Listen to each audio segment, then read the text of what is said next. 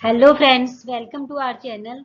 आज मैं आपको पावलोव का शास्त्रीय अनुबंधन सिद्धांत बताऊंगी। इसे इंग्लिश में क्लासिकल कंडीशनिंग थ्योरी भी कहते हैं। एक मनोवैज्ञानिक पावलोव द्वारा 1904 में शास्त्रीय अनुबंधन सिद्धांत का प्रतिपादन किया गया, जिसके मूल में यह तथ्य है कि अस्वाभाविक उद्दीपन के प्रति स्वाभाविक उद्दीपन के समान होने वाली अनुक्रिया शास्त्रीय अनुबंधन है। अर्थात उद्दीपन अनुक्रिया के बीच सहचर्य स्थापित होना ही अनुबंधन है। अधिगम में उद्दीपन और अनुक्रिया के बीच सहचर्य स्थापित हो जाता है। यह तथ्य अनुबंधन के प्रयोग के रूप में स्पष्ट हो चुका है।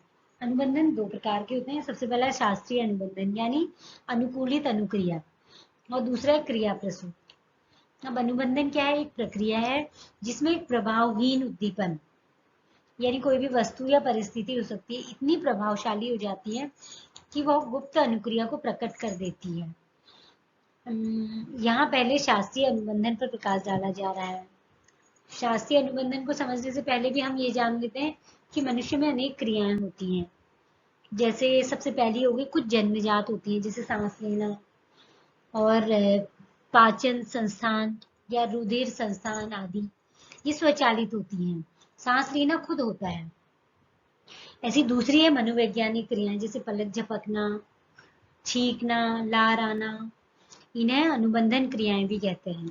तो ये पावलोव के उसमें अभी आप समझेंगे। सबसे पहले फिर से ये देख लेते हैं।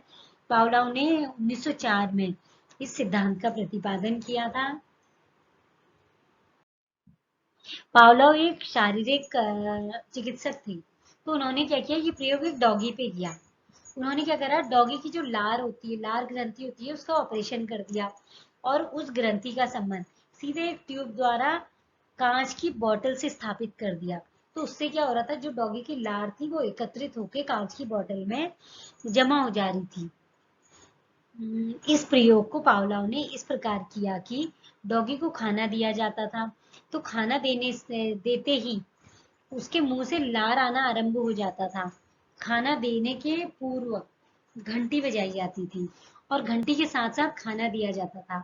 इस प्रक्रिया को कई बार दोहराया गया और तत्पश्चात घंटी बजाई, किंतु बाद में क्या करा, घंटी तो बजाई लेकिन भोजन नहीं दिया, फिर भी उसकी लार आती रही। अब इसको एक बार और समझ लेते हैं। इन्होंने क्या करा, सबसे पहले एक डॉगी को उसकी लार ग्रंथि का ऑपरेशन कर दिया और उसकी ग्रंथि का संबंध सीधे ट्यूब से किया और वो बॉटल से कनेक्ट कर दी, कांच की बॉटल से।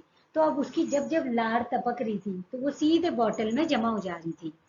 इस प्रयोग में उन्होंने क्या करा, सबसे पहले डॉगी को खाना देने से पहले घंटी बजाई, 1 सेकंड पहले घंटी बजाई और उसके सामने खाना रख दिया, फिर घंटी बजाई, खाना रखा।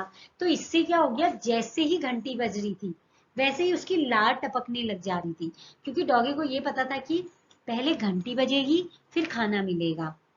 फिर बाद में उन्होंने धीरे धीरे क्या कर दिया कि घंटी तो बजाई लेकिन भोजन नहीं दिया, तो फिर भी डॉगी की लार टपक रही थी। मतलब समझे, जैसे पहले क्या था, घंटी बजाई भोजन दिया, घंटी बजाई भोजन दिया, धीरे धीरे ये प्रोसेस चलती रही 3-4 बार, कई बार। तो अब वो उसको होने लग गया कि जैसे ही घंटी बजेगी मुझे खाना मिलेगा। लेकिन बाद में क्या करा उन्होंने, घंटी तो बजाई लेकिन भोजन उसके सामने नहीं रखा, पर फिर भी वो उसकी प्रक्रिया चलती रहेगी। जैसे ही घंटी बजी उसकी लार टपकने लग गई। यहाँ भोजन क्या हो गया हमारा, अनकंडीशनल स्टिमुलस यानी स्वाभाविक उद्दीपन। भोजन स्वाभाविक था और भोजन को देखते ही डॉगी के मुंह से लार टपकना भी स्वाभाविक अनुक्रिया थी।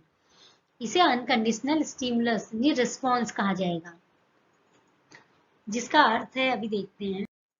इसका अर्थ है कि अनुक्रिया किसी विशेष दशा पर निर्भर नहीं करती, अपितु स्वाभाविक रूप से ही भोजन को देखकर आ जाती है। भोजन को इन्होंने स्वाभाविक उद्दीपन कहा है और उसके साथ साथ बजाई जाने वाली घंटी को पावलोव ने अनुबंधित अथवा अस्वाभाविक उद्दीपक कहा, क्योंकि यह स्वाभाविक उद्दीपक के साथ दी जा रही थी। कई बार घंटी के साथ उन्होंने भोजन दिया, पहले तो कई बार उन्होंने घंटी बजाई और भोजन दिया, घंटी बजाई भोजन दिया। फिर बाद में क्या करा, भोजन न देकर केवल घंटी बजाई। तब भी उन्होंने क्या देखा कि सिर्फ घंटी बजाने पर भी वो स्वाभाविक अनुक्रिया यानी लार टपकना जारी रहा। ठीक है, इसे हम निम्न प्रकार भी समझ सकते हैं। सबसे पहले भोजन है। भोजन क्या है हमारा, स्वाभाविक उद्दीपक यानी अनकंडीशनल स्टिमुलस। तो हमारी लार टपकी, लार भी अनकंडीशनल रिस्पॉन्स है। फिर क्या है, घंटी की आवाज आई, तो ये अस्वाभाविक उद्दीपक है। उसके साथ साथ भोजन दिया तो लार टपकी, ये रिस्पॉन्स हो गया। उसके बाद है घंटी की आवाज, अस्वाभाविक उद्दीपक यानी कंडीशनल स्टिमुलस। उसके साथ ही लार टपक गई यानी कंडीशनल स्टिमुलस के साथ कंडीशनल रिस्पॉन्स भी हो गया। इस प्रयोग के आधार पर शास्त्रीय अनुबंधन को इस प्रकार स्पष्ट किया जा सकता है कि स्वाभाविक उद्दीपक के साथ अस्वाभाविक उद्दीपक दिया जाए तो और उसकी पुनरावृत्ति अनेक बार की जाए तो कालांतर में स्वाभाविक उद्दीपक के हटाए जाने पर भी अस्वाभाविक उद्दीपक से भी वही अनुक्रिया होगी जो स्वाभाविक उद्दीपक से होती है। ठीक है, जैसे पहले भोजन के साथ लार टपकी, पर फिर बाद में क्या करा उन्होंने, घंटी की आवाज दी, फिर भोजन दिया तो लार टपकी, घंटी की आवाज दी, फिर भोजन दिया तो लार टपकी। फिर बाद में क्या करा, सिर्फ घंटी की आवाज, उससे भी लार टपक गई। हमारा देखो, घंटी क्या है, अस्वाभाविक उद्दीपक, और लार क्या है, स्वाभाविक। तो इससे ये हो गया कि कंडीशनल स्टिमुलस के साथ भी अनकंडीशनल रिस्पॉन्स मिल गया हमें। अब देख लेते हैं अधिगम के क्षेत्र में पावलोव का क्या योगदान है, यानी उसके सिद्धांत से हमें क्या क्या फायदा हुआ। इसमें है, सबसे पहला क्या है, आदत निर्माण। पावलोव ने स्वयं कहा कि विभिन्न प्रकार की आदतें जो कि प्रशिक्षण, शिक्षा, अनुशासन द्वारा आधारित हैं, पर आधारित है, शास्त्रीय अनुबंधन की ही श्रृंखला मात्र है। इनका आशय है कि बालक में अनेक अच्छी आदतें जैसे सफाई, समय पर कार्य करना, आदर करना आदि इस विधि से सिखाई जा सकती हैं। अनुशासन की भावना का विकास भी इस प्रकार किया जा सकता है। इस प्रकार बालक के व्यवहार को नियंत्रित किया जा सकता है। देखिए कैसे, अब हम किसी बालक को हमेशा एक आदत डालें कि बड़ों का आदर करना चाहिए, बड़ों से प्यार से बोलना चाहिए। वो एक दिन बोलेगा, 2 दिन बोलेगा, 3 दिन बोलेगा, धीरे धीरे फिर उसकी ये हैबिट बन जाएगी कि बड़ों से प्यार से बोलना है। पहले वो घर में बोलेगा दादा दादी से, मम्मी पापा से, फिर बाहर वाले जो आए वो भी बड़े हैं तो उनसे भी प्यार से बोलेगा, तो बच्चे में एक अच्छी आदत का निर्माण हो गया। दूसरा है बुरी आदतों को तोड़ना। इसमें भी क्या है, पावलोव का यह सिद्धांत न केवल अच्छी आदतों को सिखाता है बल्कि बुरी आदतों को सीखने में भी मदद करता है। जैसे गाली देना, चोरी करना, ये सब आदतें छुड़ाई जा सकती हैं इससे। कुसमायोजित बालकों में व्याप्त संवेगात्मक अस्थिरता या चिंता आदि का निवारण भी इस विधि द्वारा किया जा सकता है। इस प्रकार मनोचिकित्सा के क्षेत्र में भी यह सिद्धांत बहुत सहायक सिद्ध हुआ। तीसरा है अभिवृत्ति निर्माण में सहायक। शास्त्रीय अनुबंधन के द्वारा अधिगम से शिक्षक और स्कूल आदि के प्रति अच्छी अभिवृत्तियों के विकास में भी यह सिद्धांत सहायक है।